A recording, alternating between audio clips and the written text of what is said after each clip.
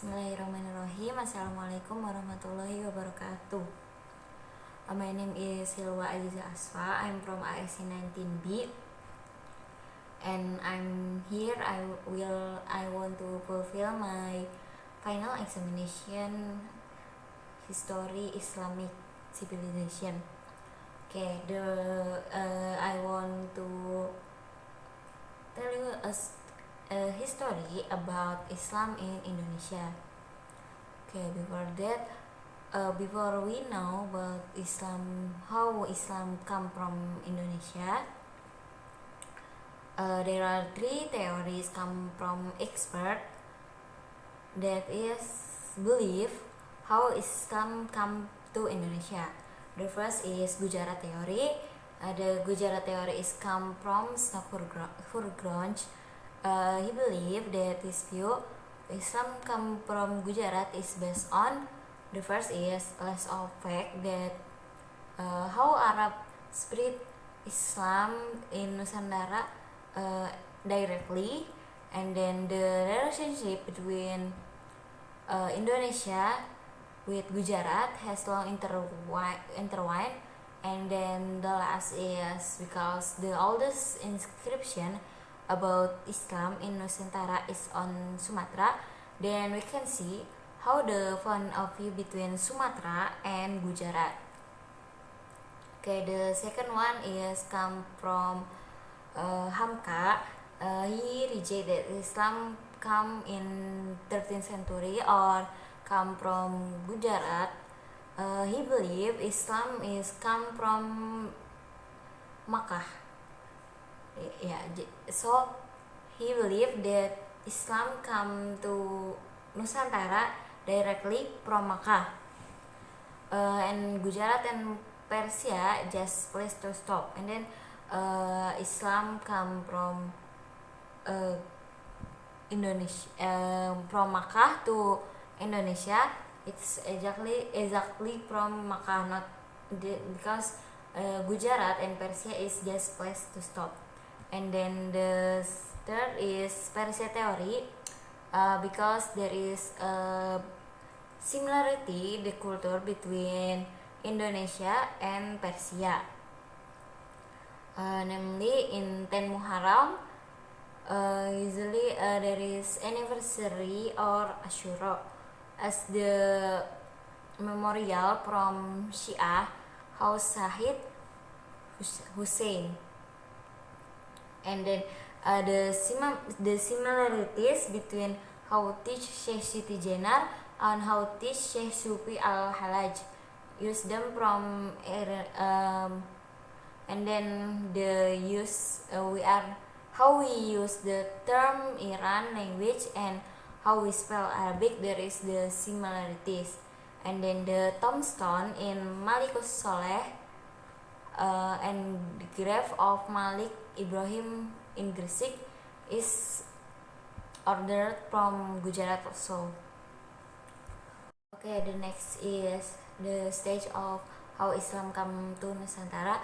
The first step is there is no proof how Islam come to Nusantara, but the expert believe that how Islam come to Nusantara is from beginning 13th century, because there is a marriage between Muslim from outside Nusantara and then pribumi or people in Nusantara.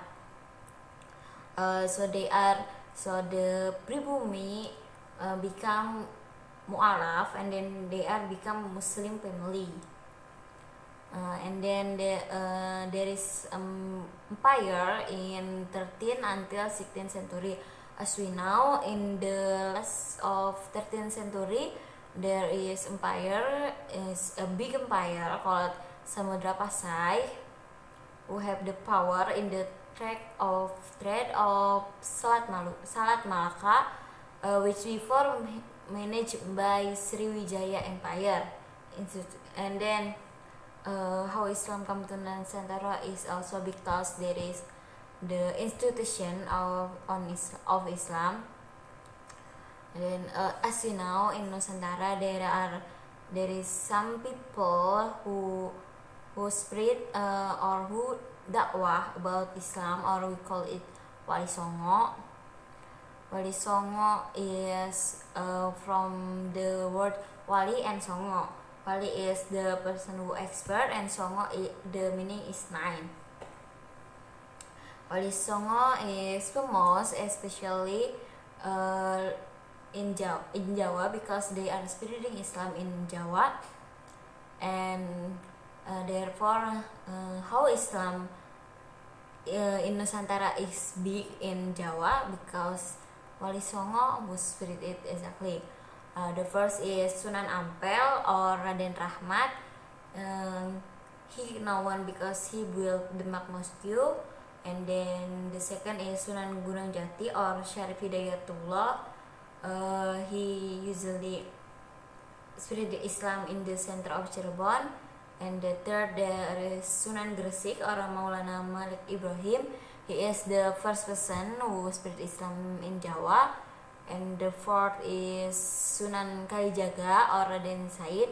Sunan Kalijaga is very famous because he is very popular to public. He is the creator of song Lir Irlir and Gundul Pacul. And the fifth there is Sunan Bonang. He is the teacher of Sunan Kalijaga. He is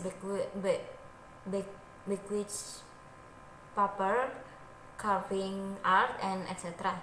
And then sixth there is Sunan Kudus or Jafar Sodik. He is the creator of Gending Mas Kumambang and Mijil. And the seventh there is Sunan Muria.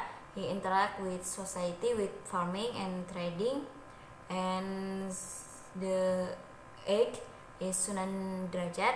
He is the son of Sunan Ampel. He is familiar is called Raden Kosim.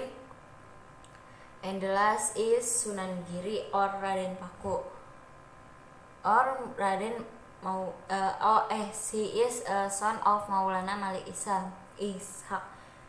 He is live with the college in Giri.